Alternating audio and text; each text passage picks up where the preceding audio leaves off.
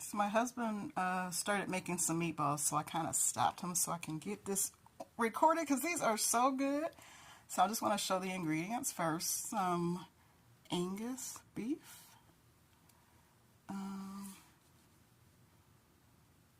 Salt-free seasoning. Garlic powder. Italian seasoning. Seasonal. All right, love, do your thing. He said I didn't know I was going to YouTube school today. But these are so good because I make good meatballs. His meatballs are good. I was at work thinking about them. And what was that you just put on there? Can you put it in front of the camera? Italian seasoning. Further down, thank you.